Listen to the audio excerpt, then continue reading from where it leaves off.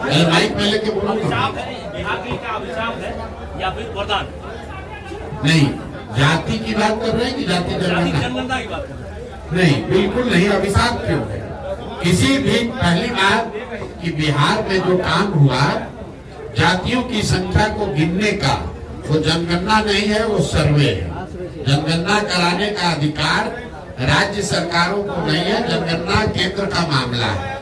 लेकिन उसको आप सर्वे कहिए या जनगणना कहिए, जो सर्वे यहाँ आया उससे कोई दिक्कत नहीं है। सर्वे में तो वही बात निकल के आई जो सब लोग कह रहे हैं कि समाज का एक बड़ा वर्ग जिसके नाम पर पिछले 30-35 साल में राजनीति की गई, जिनके वोट से लोग सत्ता में बैठे, उनकी स्थिति, उनके बच्चों की स्थिति जो आज से 30 वर्ष पहले थी, कमोबेश वही है।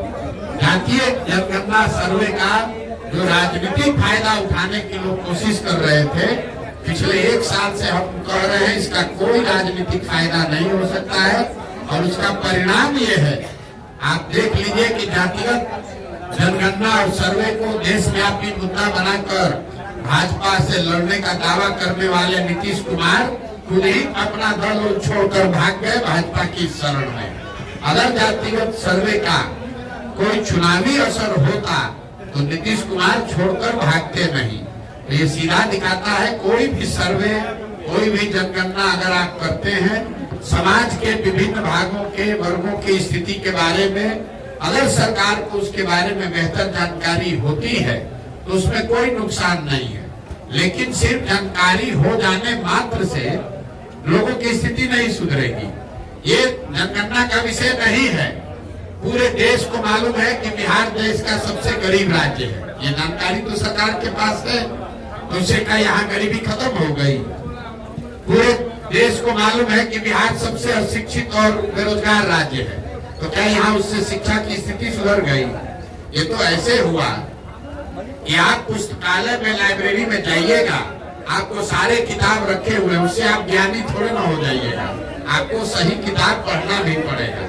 तो जनगणना से जो स्थिति निकल के आई उससे स्पष्ट है कि बिहार में गरीबी, अशिक्षा, भ्रष्टाचार, भुखमरी बहुत बड़े पैमाने पर है।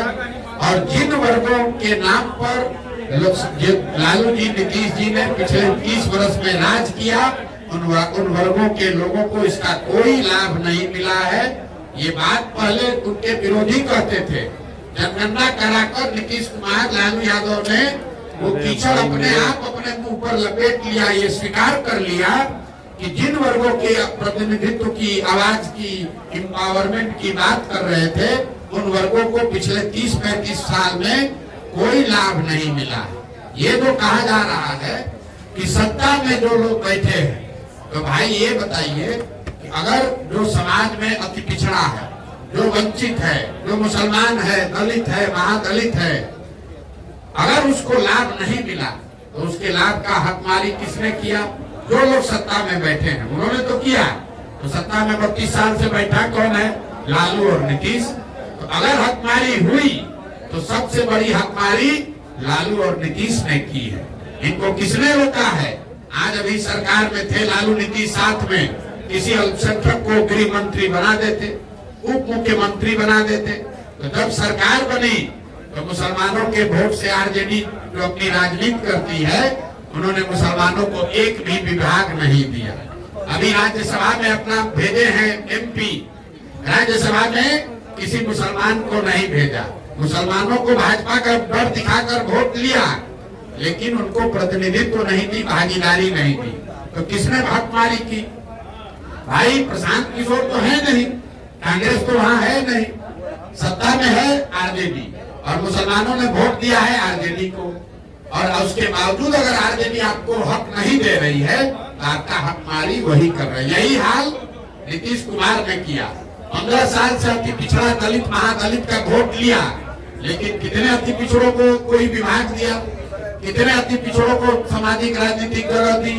अपने विभाग में, अपने मंत्रिमंडल में कितने महादलित को जगह दिया है? आप जरा देख लीजिए, उनके अगल बगल बैठने वाले जो लोग हैं वो किस समाज के लोग हैं? वो कितने अति पिछड़ों को बगल में बैठा है? यहाँ का गृह मंत्रालय, यहाँ का वित्त मंत्रालय, यहाँ का ग्रामीण विकास, जल संसाधन, पथ निर्माण, ग्रामीण कार्य, ये जितने बड़े विभाग हैं इसमें कोई अति पिछड़ा, कोई मुसलमान नहीं है। और इसी अति पिछड़ा और मुसलमान के नाम पर 30 वर्ष से ये लोग राज कर रहे हैं दोनों लोग। तो ये जो सर्वे हुआ, ये सर्वे करके जैसे विनाश काले विपरीत बुद्धि, ज्यादा चालाक बनिएगा तो यही होगा। ऊपर वाले ने आप ही के हाथ से ये स्वीकार करा दिया, प्रमाण दे दिया कि जिस 30 साल से मुसलमानों के, अति पिछड़ों के, महादलित के, वंचित के नाम पर आपने वोट लिया, उनको आपने कोई हक नहीं दिया। उनकी आर्थिक, सामाजिक, शैक्षणिक स्थिति जैसे 30 साल पहले थी वही आज बनी हुई है। जन स्वराज जो है, क्या जन स्वराज जमीन तैयार कर रही है पद यात्रा के माध्यम से? बिल्कुल होनी चाहिए। मैं पहले भी कह चुका हूँ, जनगणना राष्ट्रीय स्तर पर होनी चाहिए। उसमें जनगणना के दौरान जो जानकारी निकल के आए उस पर ईमानदारी से उसकी स्थिति में सुधार के लिए प्रयास भी होना चाहिए। अब आप स्थिति देखिए, राहुल गांधी आज इस देश में कह रहे हैं कि जाति के आधार पर जनगणना होना चाहिए। उनसे कोई ये नहीं पूछ रहा है कि जब पिछला जनगणना हुआ तब कांग्रेस की यूपीए की सरकार थी, उसमें जाति के आधार पर जनगणना कराया गया। कांग्रेस की यूपीए की सरकार ने उस रिपोर्ट को रिलीज नहीं किया। आपको किसने रोका था रिलीज करने के लिए? आज समाज को बांटने के लिए हल्ला मचा रहे। अरे जातिगत जनगणना तो पहले हो चुका है, उसको रिलीज तो कीजिए। ना कांग्रेस ने किया, ना भाजपा ने किया। ये आपको हमको बेवकूफ बनाने के लिए, मुद्दा बनाने के लिए, समाज में बांटने के लिए लोग कह रहे हैं। 10 बरस यूपीए की सरकार थी, जनगणना हुआ है, उस जनगणना के रिपोर्ट को जारी कर दीजिए। कांग्रेस ने नहीं किया। 10 बरस से अब भाजपा सरकार में है, उन्होंने भी उस रिपोर्ट को जारी नहीं किया। तो किसने रोका है भाई रिपोर्ट जारी? आगे होगा नहीं होगा आप ये सवाल पूछ रहे हैं। जो जनगणना पहले हो गया है उसका आंकड़ा पहले जारी कर दो। कर्नाटक में जातीय जनगणना करा लो, तेलंगाना में जातीय जनगणना करा लो, तब न तो लोगों का विश्वास बनेगा। तो कर्नाटक में आपकी सरकार है, आप वहाँ जातीय जनगणना नहीं करा रहे और बिहार में आकर लोगों को आंकड़ा पिछड़ा करके बांट रहे। कर्नाटक में कांग्रेस ने वादा किया कि महिलाओं को 3000 रुपया मिलेगा पैसा हर महीना, और बिहार में उनकी अभी सरकार थी, यहाँ पर वृद्धावस्था पेंशन 400 रुपया मिल रहा है। आप बताइए, राहुल गांधी अभी इसी इलाके से गए हैं, आप लोगों ने ये पूछा कि आप गरीब की बात कर रहे हैं, तो कर्नाटक का गरीब गरीब है, कर्नाटक की महिला महिला है, कर्नाटक का बेरोजगार बेरोजगार है, और बिहार का बेरोजगार बेरोजगार नहीं है। बिहार का बेरोजगार बेरोजगार नहीं है। अगर कांग्रेस की सरकार बेरोजगारी भत्ता कर्नाटक में दे रही है, अभी आप तेलंगाना में दे रहे हैं, तो बिहार में आपकी सरकार थी, आपने बिहार में क्यों नहीं दिया? कि अगर मध्य प्रदेश में भाजपा वालों ने लाडली स्कीम शुरू किया है, अगर वहां की महिलाओं को 1500 रुपया महीना मिल रहा है, तो भाजपा अभी बिहार में सरकार में है, यहाँ पर क्यों नहीं 1500 रुपया देता है महिलाओं को? हम लोग तो मध्य प्रदेश से ज्यादा गरीब है, क्यों नहीं दे रहे? इसलिए नहीं दे रहे हैं कि नेताओं ने बिहार की जनता को मूर्ख समझ रखा है कि जाति के नाम पर, 4 किलो अनाज के नाम पर वोट लेते रहो, बिहार की चिंता करने की कोई जरूरत नहीं। एक मिनट रुक जाइए। आज मोदी जी आए हैं चंपारण में, और अभी हम पहले से बता दे रहे हैं, अभी पूरा देश में घूम के अभी मेट्रो आज कलकत्ता में उद्घाटन किए हैं। 2 दिन के बाद जा रहे हैं सेमीकंडक्टर फैक्ट्री का उद्घाटन करने गुजरात में। पूरे जगह योजना का उद्घाटन हो रहा है। बिहार में एक भी घोषणा नहीं करेंगे। बिहार में लोगों को बेवकूफ बनाने के लिए ये जो नेशनल हाईवे पास हो रहा है, इसी को कह देता है कि 10,000 करोड़ का योजना है। अरे भैया, आपको बंगाल को कनेक्ट करना है, असम को कनेक्ट करना है, तो बिहार के होके ही तो रास्ता जाएगा। मोदी जी अगर आज आ रहे हैं, ये बता दें कि बिहार में चीनी मिल कब चालू होगा। 2014 में मोदी जी ने कहा था कि जब मोतिहारी में जो चीनी मिल है, इससे बनी चीनी का चाय पिएंगे तब बिहार में वोट मांगने आएंगे। आज मोदी जी आए हैं, 10वीं बार उसके बाद आए होंगे वोट मांगने। चीनी मिल कब बिहार में चालू होगा बताओ। गुजरात में बनेगा सेमीकंडक्टर का फैक्ट्री, कर्नाटक में बनेगा उद्योग लगेगा, अब बिहार का आदमी जाकर कर्नाटक में गुजरात में मजदूरी करेगा। यही ये नेता चाहते हैं। एक सवाल है, आप चुनावी रणनीतिकार रहे हैं, कई बड़ी पार्टियों को आपने जिताया भी है, आखिर जन स्वराज की स्थापना है, क्या विजन आपके लोग आपको बोलते हैं, ऐसा क्या किया आपने आने वाले समय में लोग आपको वोट करे, आपको विश्वास है? किसी ने यहाँ सुना कि हमने जन स्वराज पार्टी बनाया है और आपसे वोट मांगे हैं? आप तो आपकी तैयारी क्या है? सुन तो हो मेरे भाई, आप पत्रकार हो, पहले से घर से तैयारी करके आए हो, यहाँ कुछ सुने नहीं। हमने यहाँ बोला, सब पत्रकारों ने सुना है कि हम लोग ये नहीं कह रहे हैं कि किसको वोट देना है, हम ये कह रहे हैं कि वोट जिसको दो अपने बच्चों के लिए दो और वोट मुफ्त में मत दो। हम जब वोट आपसे मांग ही नहीं रहे हैं, आप कह रहे हैं कि आप पर भरोसा क्यों कर रहे वाले समय आपकी रणनीति क्या रहेगी? मेरी रणनीति आपको, अगर आपको शंकर जी का त्रिनेत्र के से दिख रहा है, हमको तो नहीं दिख रहा है। हमको ये दिख रहा है कि हमको पदयात्रा पूरी करनी है, हमें ये दिख रहा है कि हमको बिहार के जनता को जागृत करना है, हमें ये दिख रहा है कि बिहार के गांव-गांव से ऐसे लोगों को इकट्ठा करना है जो बिहार में नया दल बनाना चाहता है। जब दल बन जाएगा तो उसके आगे की रणनीति भी आपको दिखाएंगे और आपको बताएंगे भी बुलाकर की रणनीति क्या है। आप हमसे ज्यादा घबराए हुए आप क्यों है? हम तो कह नहीं रहे कि हम चुनाव लड़ रहे हैं, आप तो चुनाव की इतनी चिंता क्यों है भाई? कोई आपने कहा इसी पदयात्रा के दौरान आपने बनाया, आपने कहा कि आप एक राजनीतिक कार्यकर्ता जी, एक राजनीतिक कार्यकर्ता के नाते किस पार्टी को आप चाहेंगे कि सबसे बेहतर या सपोर्ट करना चाहेंगे? मैं आपने कहा किस पार्टी को सपोर्ट करना चाहे, यही कह रहे हैं ना? सुन तो लो मेरी बात, लोकसभा चुनाव में सब इसी देश के संविधान में वोटिंग जो है वो सीक्रेट है। क्यों सीक्रेट है? संविधान बनाने वालों ने कह दिया होता कि हर आदमी को पत्रकारों के सामने खड़ा होकर अपना वोट देना है। जैसे नागरिक होने के नाते आपको वोट देने का अधिकार है, वैसे हमको भी अधिकार है, हम जिसको अच्छा समझेंगे उसको वोट देंगे। लेकिन जन स्वराज इत्मीनान से रहो, काहे अभी इतना उतावला हो रहा है? मकसद आप 3 को बोले सुनाई नहीं पड़ा। पहला मकसद है जन जागृति, दूसरा मकसद है दल बनाना और तीसरा मकसद है बिहार के विकास के लिए योजना बनाना। ये तीनों काम होगा तब उसके बाद आपसे बात करेंगे।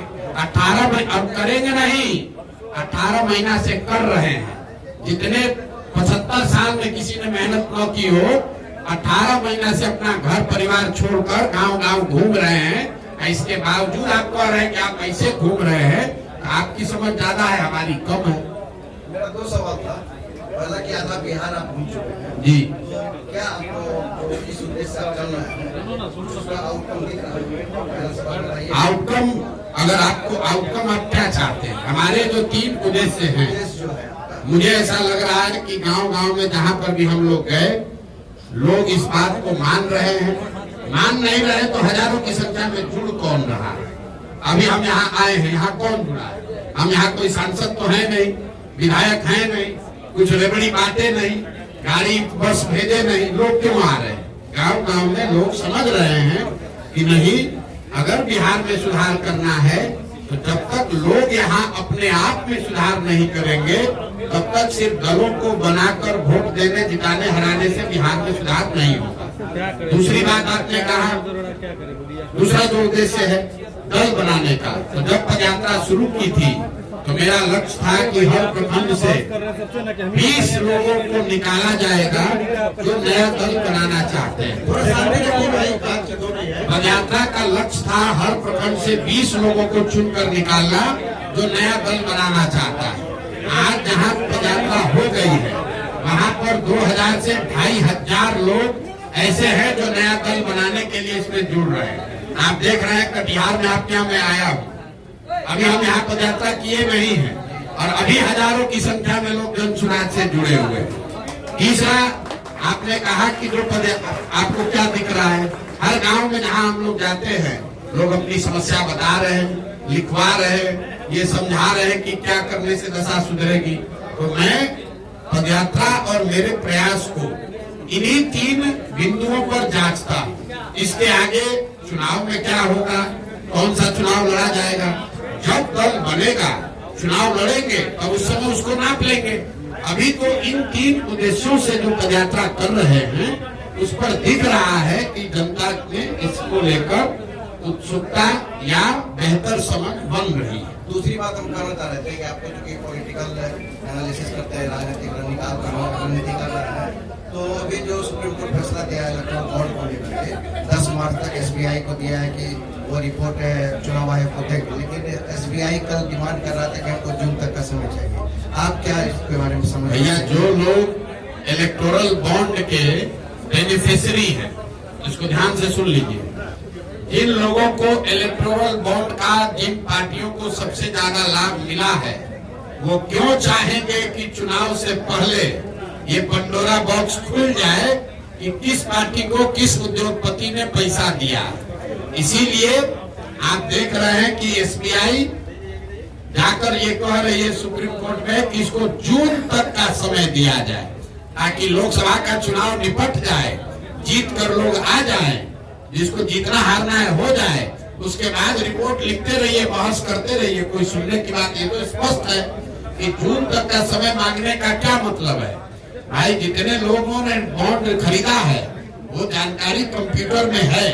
अगर SBI चाहे तो उसको 1 मिनट में जारी कर सकती है। जी, आप ब्लेम कर रहे हैं कि नीतीश कुमार, प्रधानमंत्री मोदी को बनाने वाले भी आप ही हैं। आप चुनावी रणनीतिकार रहे हैं और कांग्रेस से आपकी बात नहीं बनी, उसके बाद जो है आप यात्रा पर निकले हैं। तो जब आप आज ब्लेम कर रहे हैं, उनको बनाने वाले भी आप हैं। ठीक, पहली बात तो आप हमको जरूरत से ज्यादा महत्व दे रहे हैं। अगर हमारे ही हाथ में है कि हम किसको प्रधानमंत्री देश चुनेगा, तो हम यहाँ गांव में क्यों बैठे होते, जिसको चाहते उसको प्रधानमंत्री बनवा देते। तो ये भ्रम मत पालिए। दूसरी बात, आपने ये कहा, ये आपका कहना जायज हो सकता है कि जिन लोगों का आपने पहले साथ दिया आज उनका विरोध क्यों कर रहे हैं, वो सही सवाल है। वो इसलिए दे रहे हैं कि 2014-15 के नीतीश कुमार जिनकी हमने मदद की और आज के नीतीश कुमार जिनका हम विरोध कर रहे हैं, इन दोनों में जमीन आसमान का फर्क है। 2014-15 में जिस नीतीश कुमार की हमने मदद की थी, वो नीतीश कुमार की छवि बिहार में सुशासन बाबू की थी, एक ऐसे प्रशासक की थी जो बिहार में सुधार लाने की प्रक्रिया में कुछ प्रयास कर रहा है। आज नीतीश कुमार जिनका मैं विरोध कर रहा हूँ, वो उस नीतीश कुमार का विरोध कर रहा हूँ जिसकी छवि कुर्सी कुमार की है, पलटू राम की है, जो सिर्फ और सिर्फ अपने कुर्सी पर बने रहना चाहता है, जिसको बिहार के विकास से कोई लेना देना नहीं। 2014-15 में जिस नीतीश कुमार की हमने मदद की, वो नीतीश कुमार थे जो चुनाव हारे नहीं थे। 14 में नीतीश कुमार के दल को लोकसभा में झटका लगा था, खुद वो चुनाव नहीं हारे थे, लेकिन राजनीतिक मर्यादा के हिसाब से उन्होंने पद छोड़कर मांझी जी को मुख्यमंत्री बना दिया। आज नीतीश कुमार जिनका मैं विरोध कर रहा हूँ, ये वो नीतीश कुमार है जो 2020 में चुनाव हार गए हैं, लेकिन 243 के विधानसभा में इनके 42 विधायक हैं, लेकिन कभी कमल को पकड़कर, कभी लालटेन पर लटककर ये आदमी कुर्सी पर बैठा हुआ है। तीसरा, जिस नीतीश कुमार का हमने समर्थन किया था, वो नीतीश कुमार थे जब रेल मंत्री रहते हुए वाजपेयी जी प्रधानमंत्री थे, नीतीश बाबू रेल मंत्री थे। जब गैसल में रेल दुर्घटना हुई, पश्चिम बंगाल गैसल में 285 लोगों की मृत्यु हुई, तो नीतीश कुमार ने अपने पद से इस्तीफा दे दिया था। उस नीतीश कुमार की हमने मदद की थी। आज जिस नीतीश कुमार का विरोध कर रहे हैं, ये वो नीतीश कुमार है कि कोरोना के दौरान हजारों बिहार के बच्चे रोड पर मारे मारे फिर रहे थे, हजारों लोग अपने परिजनों की दुखद उनकी मृत्यु हो गई और ये आदमी अपने घर से बाहर नहीं निकला। ये जिस नीतीश कुमार का विरोध कर रहे हैं कि हर पंचायत गांव में अवैध शराब से लोगों की मृत्यु हो रही है और ये आदमी पॉकेट में हाथ डालकर हंसकर कह रहा है कि जो पिएगा वो मरेगा। तो नीतीश कुमार का विरोध इसलिए कर रहे हैं कि नीतीश कुमार 14-15 के और 21-22 के नीतीश कुमार, उन दोनों में जमीन आसमान का फर्क है। प्रशासक के तौर पर, राजनेता के तौर पर और मानवता के तौर पर। लेकिन इससे बड़ी बात, सबको जिनको मदद किया उनका विरोध अगर किसी का कर रहे हैं, क्यों कर रहे हैं? इसलिए कर रहे हैं कि लोकतंत्र में वोट और भरोसा 5 वर्ष के लिए है। संविधान में ये नियम बना है कि आप 5 वर्ष पर चुनाव होगा। ऐसा क्यों है? 10 वर्ष पर चुनाव होता तो क्या बिगड़ जाता? 5 वर्ष का ये नियम इसलिए है कि जिस नेता पर, दल पर, विचारधारा पर भी आपका भरोसा है, उसके साथ आप खड़े होइए, उसको वोट दीजिए, उसको मदद कीजिए। लेकिन वो वोट भरोसा 5 वर्ष के लिए है, जीवन भर का बंधुआ मजदूरी नहीं है। एक बार आपने मोदी जी को वोट दे दिया, मोदी जी काम करे चाहे न करे, जीवन भर उन्हीं को वोट देते रहेंगे। और अगर उन्होंने वोट में काम नहीं किया तो संविधान ये आपको बताता है कि नागरिक होने के नाते आपकी ये जिम्मेवारी है कि जिसकी मदद आपने की, जिसको आपने वोट दिया, अगर वो नेता और दल आपकी आशा के अनुरूप काम नहीं किया तो जितनी मजबूती से आपने उसका साथ दिया है, उससे ज्यादा मजबूती से उसका विरोध भी होना चाहिए। अगर आप विरोध नहीं करोगे और आपके अगर हिसाब से चले, तब तो देश में लोकतंत्र खत्म कर दीजिए। एक बार लालू जी को वोट दे दिए तो फिर लालू जी का विरोध नहीं कर सकते हैं। एक बार आप नीतीश जी का साथ दे दिए तो नीतीश जी का विरोध नहीं कर सकते हैं। एक बार मोदी जी को वोट दे दिए, अब जीवन भर मोदी जी को वोट देने की जरूरत देते रहिए। ऐसा लोकतंत्र में नहीं हो सकता है। लोकतंत्र में 5 वर्ष का मूल्यांकन का समय है। हर नागरिक को, सिर्फ प्रशांत किशोर को नहीं, ये आपको अधिकार है कि आप जिसको वोट देना है दीजिए। जब वो आदमी काम करे तो उसको फिर से उसका कॉन्ट्रैक्ट, उसका लाइसेंस रिन्यू कीजिए वोट देके। अगर काम नहीं किया तो उसका लाइसेंस रद्द कीजिए, किसी दूसरे का चुनाव कीजिए। वाल्मीकि नगर से चुनाव लड़ेंगे, लोकसभा चुनाव। आप हमको 1 पैसा भी नहीं जानते हैं। जिन लोगों ने, पत्रकारों ने लिखा है, वो प्रशांत किशोर को 1 पैसा नहीं जानता है। हमको अगर संसद में जाना हो तो उसके लिए हमको पैदल चलने और वाल्मीकि नगर जाने की जरूरत नहीं है। देश के जिस राज्य पर आपको उंगली रखना है रख दीजिए, वहां से जीतकर राज्यसभा लोकसभा में जाकर आपको दिखा सकते हैं। आपको किस चक्कर में आप पड़ेंगे? हमको लोकसभा राज्यसभा में जाना होगा तो हमको वाल्मीकि नगर जाना पड़ेगा। उसके लिए हमको उसके लिए पदयात्रा करना पड़ेगा। हम दूसरे को, अभी आपको कि आप प्रधानमंत्री बनाते हैं, हमको अपने लड़ने के लिए लोकसभा जाना पड़ेगा वाल्मीकि नगर। मेरे भाई 2018 में, आपको याद नहीं है, 2018 में हमने बिहार की धरती से घोषणा की है कि अगले 10 वर्ष मतलब 2028 तक किसी भी लोकसभा या राज्यसभा में जाने का कोई सवाल ही नहीं पैदा होता है। क्योंकि मैं ये समय बिहार को सुधारने के लिए लगाना चाहता हूं, न कि राज्यसभा लोकसभा में जाने के लिए। राज्यसभा लोकसभा जाने का कोई सवाल नहीं है। सिर्फ और सिर्फ मेरा एक लक्ष्य है, बिहार को अगले 10 वर्ष में सुधारना, और उसके लिए जो कुछ भी करना पड़ेगा वो करने आए हैं।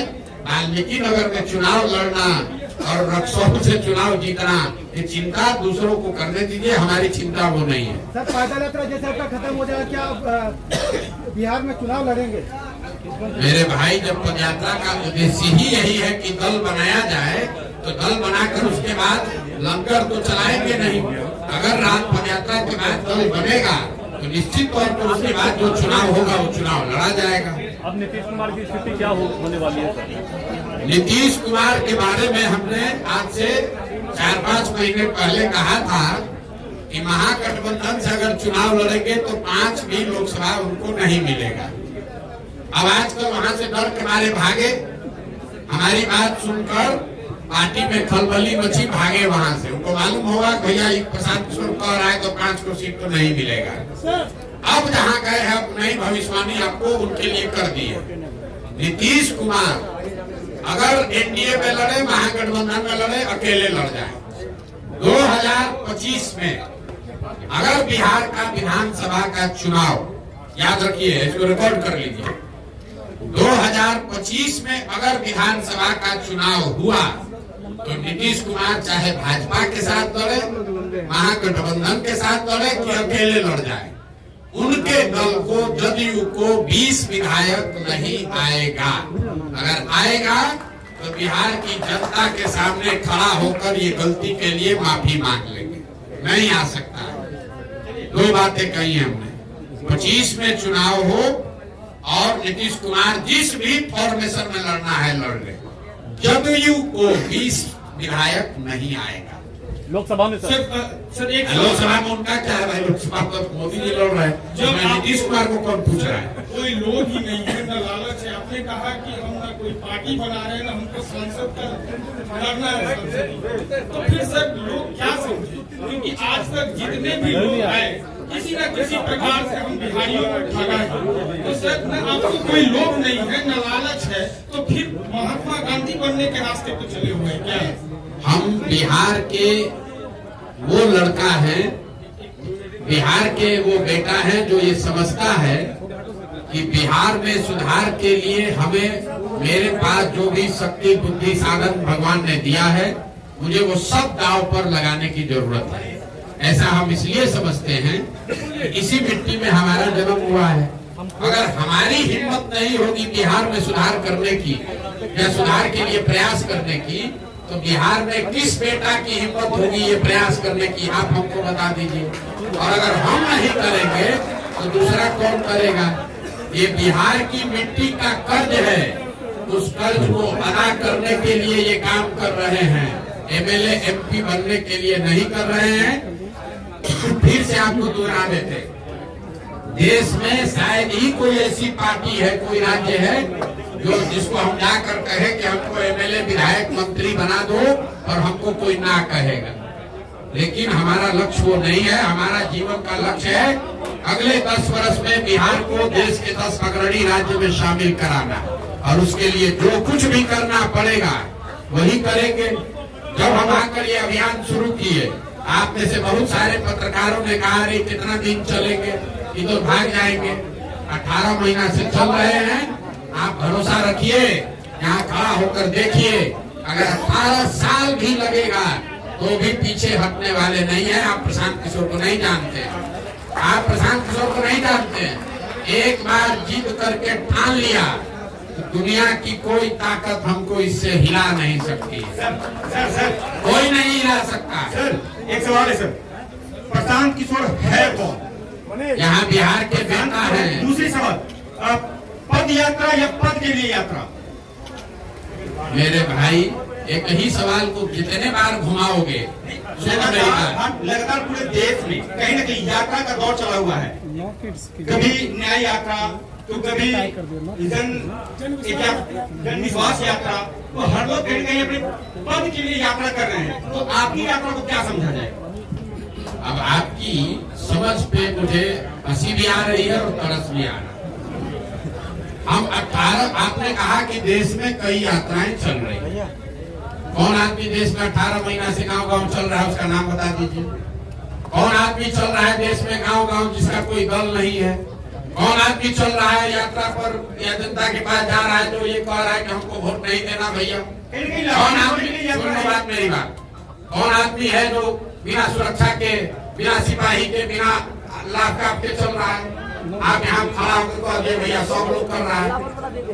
यात्रा जो चल रही है जिसमें, उसी यात्रा में कहीं एक हिस्सा आप भी हैं जो कि आपने पद यात्रा लेकर चल रहे हैं। जब आपको समझ ही नहीं है कि सेव और नारंगी में फर्क क्या है, तो आप सवाल क्या कीजिएगा? आप पार्टी के लिए मतलब कहीं भी लोग नहीं है। बेरोजगारी जो बिहार यहाँ में लोग है, लोग ये है कि अपने जीवन काल में किसी बिहार को विकसित बिहार देखे, ये लोग है।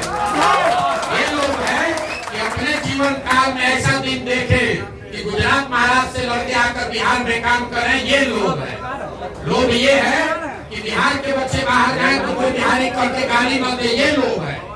आपके जीवन में इतने समझ में आया है कि एमएलए बनना ही जीवन का लक्ष्य है आपका। कहीं ये लोग आपके साथ पूरा गर्मजोशी के साथ रह रहा है। युवा जो है, युवा छात्र जो है, बेरोजगारी बिहार में सबसे ज्यादा है। ये हमारा सीमांचल एरिया है, यहाँ के युवा बाहर जाते हैं, पंजाब हरियाणा खटने जाते हैं, और आपके साथ में भी है सर, सभी पार्टी कहीं ना कहीं उसको वोट देते हैं, लेकिन युवा को जो है ठगा महसूस। आपने प्रचार किया, मोदी जी के बारे में कैंपेन चलाया, घूम घूम के प्रचार किया था, पूरे रणनीतिकार कहलाते हैं। 2 करोड़ युवाओं को वादा करके युवा को ठगा गया। इंजीनियर को अच्छा, ठीक है। रेलवे की वैकेंसी सवाल क्या है?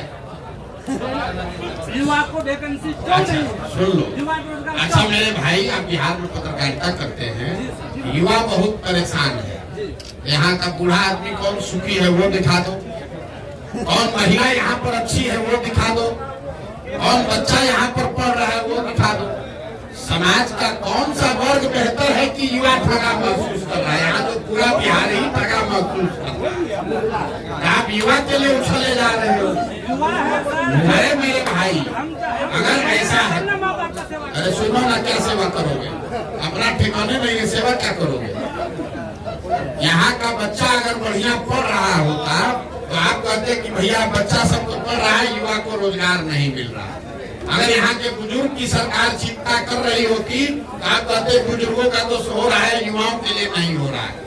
अगर यहाँ महिलाओं की चिंता सरकार कर लेती तो आप कहते महिला तो ठीक है, पुरुष बड़ा परेशान है। यहाँ तो बिहार का हर वर्ग, हर समाज, हर व्यक्ति परेशान है। तो आप युवा की बात अलग से काहे कर रहे हैं?